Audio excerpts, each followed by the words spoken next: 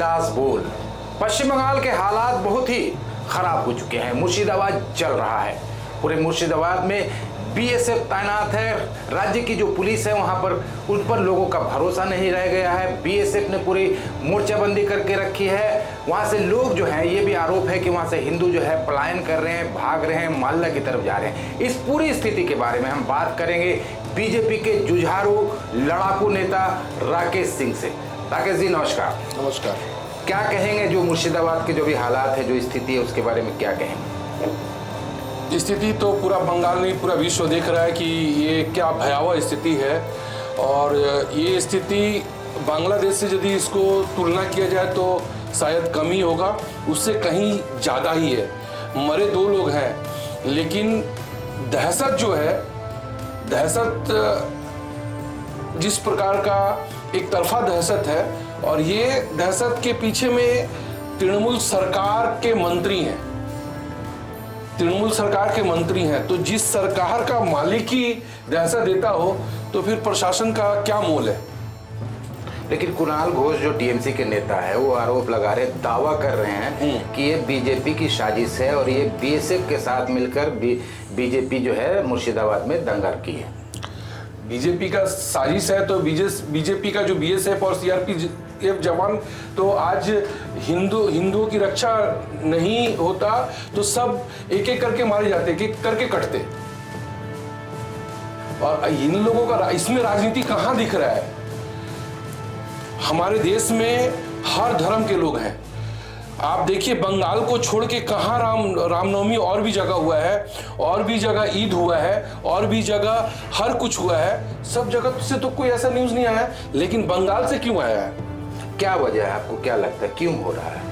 आपसे ही सवाल करते हैं। क्यों हो रहा है कि आप मंत्री जो लोग हैं वो उकसा रहे हैं, रेड रोड से वो बोल रही है कि हिंदू होके और हिंदू को गाली दे रही हैं, और हिंदुओं लोगों को ये करे कि ये लोग तलवार लेके निकलेंगे, डराएंगे, मतलब उत्तेजित कर रही हैं। तो उसमें एक घटना है कि हिंटाली से ही हम जा रहे थे 7 पॉइंट से अपने घर की तरफ जा रहे थे, करीब 9:30-10 बज रहा है, और वो रिकॉर्डिंग मेरे मोबाइल में है। आप भरोसा 200 का मॉब एक गाड़ी को तोड़ रहा है, मार रहा है। उसमें एक औरत बोल रही है, आमा के मारो ना, आमा के मारो ना। उतना देर में पुलिस फोर्स नहीं होता तो वहां भी 2 कत्ल होता है। तो इस तरीका का हर जगह हुआ है। उस जगह पे फोकस हो गया, कुछ जगह पे फोकस नहीं है। लेकिन राकेश जी, ममता बनर्जी जो है, ममता बनर्जी खुद तो हिंदू है, तो फिर वो हिंदुओं की दुश्मन कैसे हो गई? देखिए, यहाँ पे हिंदू मुस्लिम का राजनीति में हम नहीं जा रहे हैं। आज यदि हिंदू के ऊपर अत्याचार हो रहा है तो प्रशासन जो गुंडे लोग हैं, जो आतंकवादी लोग हैं, उसके ऊपर कड़ा से कड़ा दमन करता तो ये चीज नहीं फैलेगा, कहीं पर भी नहीं होगा। लेकिन वो तो राजनीति वो चीज करवा रही है। बंगाली, बिहारी, मुसलमान, हिंदू, जब आप एक नमाज पढ़ रही है तो रामनवमी में क्यों नहीं आ रही है? रामनवमी में क्यों बोल रही है कि ये उत्तर प्रदेश का पूजा है, दुर्गा पूजा मेरा है, काली पूजा मेरा है? सब तो वही कर रही है। आपको क्या लगता है कि राजनीति के लिए, वोट बैंक के लिए? राजनीति में देखिए, राजनीति आज मेरा राजनीतिक जीवन, मेरा 56 साल उम्र है, जिसमें कि 30 साल मेरा राजनीतिक जीवन हुआ है। कम्युनिस्ट को भी हम लोग देखे हैं, ये पुलिस को भी देखे हैं, प्रशासन को भी देखे हैं, झूठा केस भी देखे हैं, हर कुछ से आज इस जगह पे आए हैं। लेकिन ये राजनीति, इतना गिरा हुआ स्तर पर राजनीति हम आज तक कहीं नहीं देखे हैं। लेकिन जिस तरह से गिरा हुआ राजनीति हो रहा है, आप आरोप लगा रहे हैं, आपको अक्सर देखा गया बहुत मुखर रहते हैं, जो भी हिंदुओं पर अत्याचार या आम लोगों पर अत्याचार, आप बहुत मुखर होकर आवाज़ उठाते हैं। लेकिन जो आप जिस पार्टी से बिलोंग करते हैं उसकी जो लीडरशिप है वो उस तरह से मुखर होकर आवाज़ नहीं उठा रही है। जिस तरह से अभी मुर्शिदाबाद का मामला है, बीजेपी को जिस तरह से ये मुद्दा उठाना चाहिए, अगर देखा जाए मीडिया अगर इस मुद्दे को नहीं उठाता तो शायद ये पूरी दुनिया इस मुद्दे को जान भी नहीं पाती।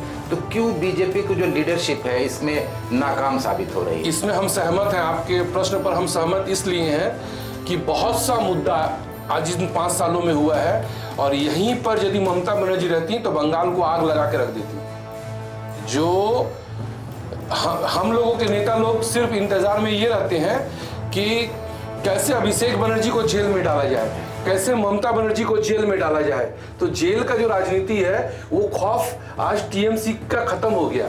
जेल से निकलने के बाद में वीर बन जा रहा है, वीर बना दिया जा रहा है उसको। तो ये राजनीति खत्म हो चुका है। रास्ता पर उतरना पड़ेगा। ट्विटर, फेसबुक, इंस्टाग्राम और ठंडा घर में जो राजनीति है, राजनीति नहीं चलेगा। वो राजनीति हम नहीं बोले, ये मेरा व्यक्तिगत मत है, मगर हम तो राजनीति को मैदान में राजनीति करते हैं। ठंडा घर में राजनीति एक अलग राजनीति है और मैदान में राजनीति अलग राजनीति है। बताइए कि कितने बड़े बड़े जो नेता जो अपने आप में, हम भारतीय जनता पार्टी की बात करते हैं, अब 107 केस है मेरे ऊपर में। हम जितने भी केस खाए हैं, चाहे वो कोई कहता होगा कोकीन केस, जीवन में हम चाय तक नहीं पिए। अब तो देखिए तुलसी का माला हम पहनते हैं, तो हम कितना कुकर्मी होंगे और कितना पुण्य प्रतापी होंगे या दिखावा अलग बात है। जो एक ऑन कैमरा अलग इंसान जिंदगी जीता है और ऑफ कैमरा अलग जीता है, लेकिन चाय तक नहीं पिए, कोकीन का केस तक हम खाए हैं और सुप्रीम कोर्ट तक थप्पड़ लगा कि ये केस एक कहानी है, फैब्रिकेटेड है। सुप्रीम कोर्ट बोल चुका है कि ये कहानी केस है, एक तो सजाया हुआ केस है। तो इससे, लेकिन मेरा 1 साल कौन लौटाएगा? जो जेल में हम गए वो कौन लौटाएगा? ये तो हम बीजेपी करने के लिए गए। 106 केस मेरे ऊपर में, 8-10 केस जो मेरा आल औलाद लोग, राजनीति से कोई लेना देना नहीं है, किसी चीज से कोई ये नहीं है, उनका दुनिया व्यापार है। लेकिन मेरे वजह से आज मेरे दोनों बेटा पे, परसों मेरी बेटी पे केस हुआ है। तो ये केस चलता रहता है पैनिक देने के लिए, क्योंकि मैं मुख्यमंत्री का विधानसभा से बिलोंग्स करता हूँ, वहां से नुमाइंदगी करता हूँ और 8 सीट में 5 सीट वार्ड हारी हुई है।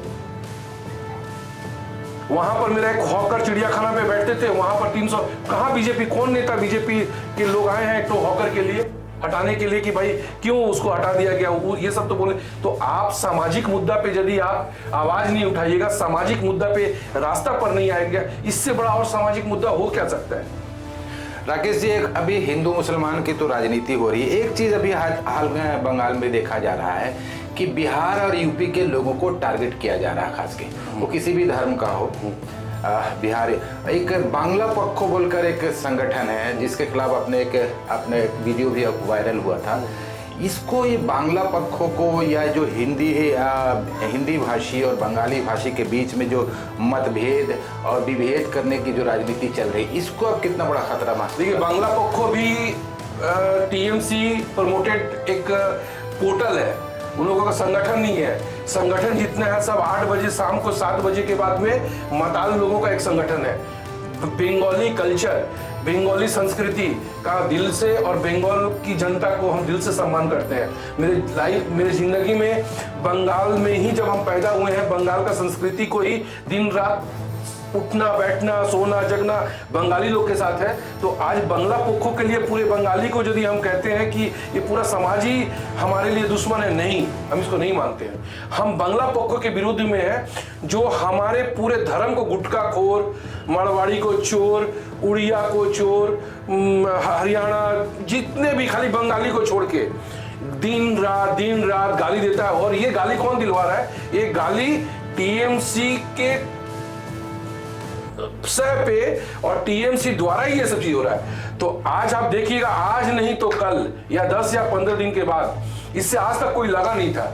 हमारे भी हिंदी भाषा भाषी बहुत नेता है, लेकिन उन लोगों का नहीं, चाहे वो टीएमसी में है, चाहे वो बीजेपी में है, चाहे वो कांग्रेस में है, उन लोगों को तकलीफ नहीं है। चलो एक तो बिहारी को बोला है, लेकिन मेरे पूरे बिहार समाज को ये बदनाम करता है, उसको लेके उसको हम, ये मेरा शपथ है अंदर में है, ये दिखाने के लिए नहीं है कि उसको हम प्रशासन को 2 बार 4 बार चिट्ठी लिख के दिए हैं कि देखिए ये हमारे पूरे समाज को गुटखा खोर, गुंडा, बदमाश कहता है। हमारे समाज में भी एक गुंडे हो सकते हैं, हमारे समाज में चोर हो सकते हैं, हमारे समाज में एक कुछ भी निकल सकता है, लेकिन ये पूरा समाज चोर तो नहीं है, पूरा समाज तो गुटखा खोर नहीं है। तो इसको आप बंद कराइए, और नहीं बंद कराइएगा तो कानून अपना हाथ में लेंगे। और हम ये आपको वादा दे रहे हैं, ये हर बिहारी के लिए, हर यूपी वाले लोगों के लिए, और ये खाली बिहारी को नहीं बोलता है, ये उर्दू का भी विरुद्ध में, ये उर्दू का भी विरुद्ध में है। माने बंगाली जो बोलेंगे, चाहे वो बंगला मुस्लिम है, वो उनके मेंबर सदस्य है, और बंगाल के उनके लिए सब कुछ है, लेकिन उर्दू बोलने वाला, तो ये ममता बनर्जी का ये बहुत बड़ा एक साजिश है, ये जो धीरे धीरे इसे पनपते इसको 4-5 साल हुआ है, लेकिन 1000-2000 का संख्या पे पूरा बंगाल में जम गया। जहां तहां रेल में किसी यात्री को पकड़ देगा बंगाली बोलने के लिए, कोई फुचका वाला ठेला वाला, अरे माँ का दूध पिया है तो हमारे ऐसे लोग हजारों लाखों में है, उसको उसका गाड़ी रोक, उसका घर के पास जा। हमारा तो घर है, वो जानता है मेरा घर कहाँ है, और उसका पता पे जहाँ पर रजिस्ट्रेशन है बंगला पोको 83 चेतला हाट रोड, हम लोग वहां पे गए थे, लेकिन उसका कोई नाम निशान नहीं है। तो ये दीदी का साजिश है एक, और इसका चिंता हम आपके माध्यम से बोलेंगे, हर बिहारी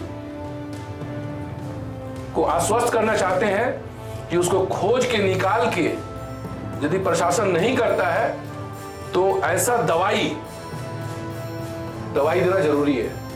राकेश सिंह, आप जिस तरह से मुखर होकर बोलते हैं, हिंदी भाषियों के सपोर्ट में आकर सामने आते हैं, जिसके ऊपर अत्याचार होता है उनके लिए सामने आकर आवाज़ बुलंद करते हैं, पार्टी लाइन से अलग जाकर आप आवाज़ उठाते हैं। दूसरे नेता जो हैं आपकी पार्टी के हो या लेफ्ट के हो या कांग्रेस के हो, जो हिंदी भाषी हैं खास के, वो लोग क्यों नहीं आते हैं? भारतीय जनता पार्टी में भी बंगला पक्को है, हमारे भारतीय जनता पार्टी में भी बंगला पक्को है। हिंदी भाषी से नफरत करने वाले लोग हैं, लेकिन हम लोग अनुशासित कार्यकर्ता है, नाम भी लोग जानते हैं, लेकिन सामने नहीं बोलेंगे, हम भी सामने आपका नहीं बोलेंगे, लेकिन दिल दुखता है। यहाँ पर एक हम लोग का भोजपुरी में कहावत है, तो मार खाए धोती वाला खाना खाए टोपी वाला, खेत का गधा मार खाए जोल्हा, वो कहावत है।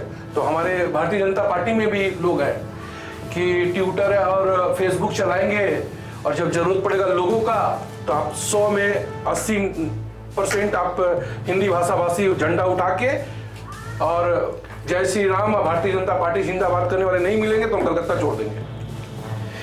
तो आप किसी बात पर कह रहा हूँ कि अभी जो आरोप लग रहा है, टीएमसी की तरफ से बार बार आरोप लग रहा है कि बीजेपी जो है बाहरी राज्यों से लोगों को लाकर चल रही है, उसको चलाया बहिरागतो। तो इस आरोप में कितनी सच्चाई? क्या बंगाल के लोग बीजेपी को पसंद नहीं कर रहे हैं? भाई साहब, ये शब्द कहाँ से आ सकते हैं? हम एक हिंदुस्तानी हैं। अमित शाह को ये लोग बोलते हैं बहिरागतो, मोदी जी को बोलते हैं बहिरागतो। अलग प्रदेश से आदमी यहाँ पर भारतीय जनता पार्टी का प्रचार करने आता है, उसको कहते हैं ये लोग बहिरागतो। हम लोग बिहार के हैं, उसको लोग कहते हैं बहिरागतो, जबकि हमारा जनरेशन आज़ादी के पहले से है। हमारे ग्रैंडफादर राजपूत रेजिमेंट में सेकेंड वर्ल्ड वॉर लड़ चुके हैं, तो हम लोग उस परिवार से आते हैं। आज भी हमारे दो भाई फौज में है, पायलट है, तो हम लोग उस परिवार से आते हैं। आज आप हमको कैसे बहिरागतो करिए? हम लोग देश सेवा में है, हम लोग फौज में है। राकेश जी, आपका 30 साल का राजनीतिक करियर है, पहले आप कांग्रेस में थे, अभी आप बीजेपी में हैं। 2026 आने वाला है, क्या लगता है कुछ बदलाव होगा ना?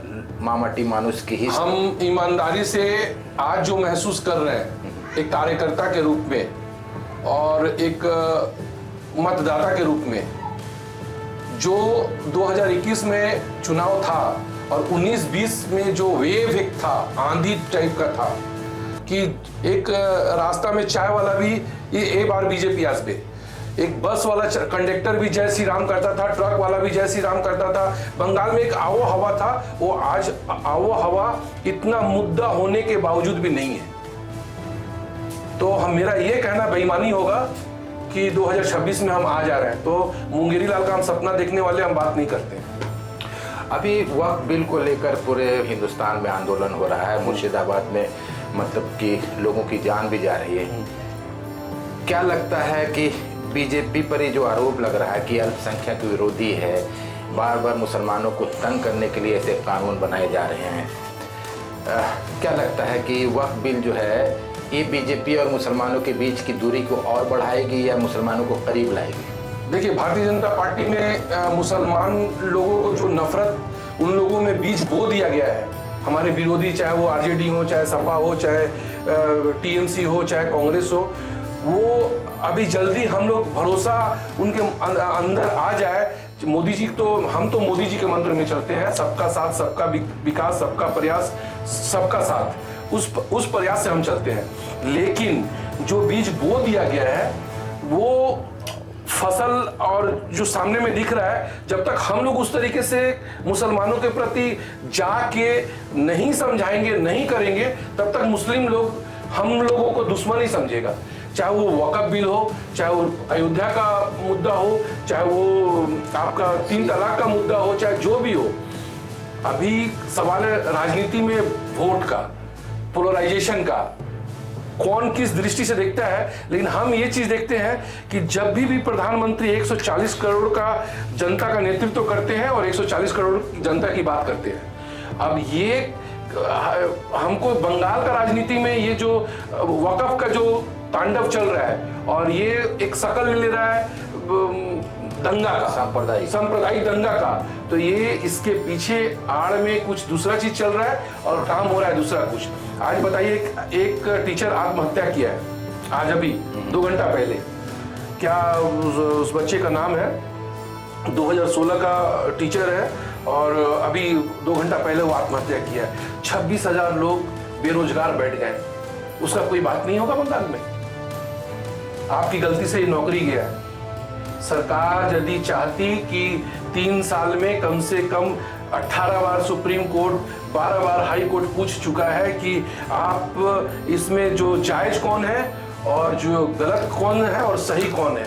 तो दूध में आप कितना पानी मिलाए हैं, ग्वाला आप हैं, आप ही जानते हैं कि हमको पिलाए हैं और इसमें हम पिए हैं और हमको क्या मिला के पिलाए हैं वो आप जानते हैं। तो इसमें आप नहीं बता रहे हैं तो ये तो आपका कसूर है, इसमें तो कसूर आप पर देखा जाएगा। ममता बनर्जी तो ये आरोप विकास रंजन भट्टाचार्य और आपकी पार्टी पर थोप रही है तो कि आप ही लोग की वजह से उनकी नौकरी गई। एक नायक पिक्चर है, हाँ। अनिल कपूर का एक नायक पिक्चर है। ममता बनर्जी को हम उसी दृश्य से देखते हैं कि पब्लिकली एक नंबर झूठा नेता, अपने जिंदगी में इतना बड़ा झूठा नेता, इतना बड़ा एक्टिंग करने वाला नेता हम कभी देखे ही नहीं है। भले हम उनसे आज ये बोल के हो सकता है कि ममता बनर्जी को ये बात हम कह रहे हैं तो ये बहुत बड़ा बात हो गया, लेकिन आप कोई भी कहेगा, टीएमसी वाले लोग कहेंगे, अरे भाई आंख से दिखता है, ये तो कोर्ट पूछ रहा है और रिकॉर्ड में है कि कोर्ट पूछ रहा है आपसे। 18 बार सुप्रीम कोर्ट पूछा, 12 बार हाई कोर्ट पूछा है। एक आखिरी सवाल करते हैं, 2026 में क्या राकेश सिंह ममता बनर्जी के सामने राजनीति मैदान में मुकाबला करते हुए नजर आए? देखिए, हम एक कार्यकर्ता हैं, हम भरोसा है, हम तो लड़े हैं, उनका जो दिग्गज लोग हैं उनसे लड़े हैं और उसमें भी 50,000 इसलिए पूछ रहा हूँ कि आपके विधानसभा क्षेत्र के हैं? नहीं, उनके बगल के विधानसभा में लड़ते हैं और उनके विधानसभा में हम रहते हैं। हाँ। बॉबी हाकिम के विरुद्ध में लड़ते हैं और उनके विधानसभा में हम रहते हैं और अपने विधानसभा में 2285 वोट से हराए हैं। अपने वार्ड से उनको 2285 वोट से हराए हैं। तो इतना तो मादा रखते हैं, हराने का मादा रखते हैं। तो क्या इस बार आमने सामने की पब्लिक ये सपना, हमको इस पर भरोसा नहीं करेंगे। यदि ऐसा मौका आए तो पूरा लॉयल्टी के साथ, पूरी ईमानदारी के साथ, तृणमूल का हर कार्यकर्ता, हर नेता के साथ, जो शुरुआत से जो मेरा लड़ाई का जो जोश है, उस जोश खरोश के साथ लड़ेंगे। तो ये थे राकेश सिंह, हमेशा की तरह जिस तरह से बिना लाग लपट के बात करते हैं, पार्टी लाइन से भी ऊपर उठकर बात करते हैं। शायद बहुत कम ऐसे नेता होंगे जो कि एक पार्टी में रहते हुए पार्टी के ऊपर उंगली उठाते हैं, आम आदमी की बात करते हैं, आम लोगों की बात करते हैं, अपने समाज की बात करते हैं, फिर उसी तरह से दिल खोल कर अपनी बातों के रखी हैं। आप नमस्कार।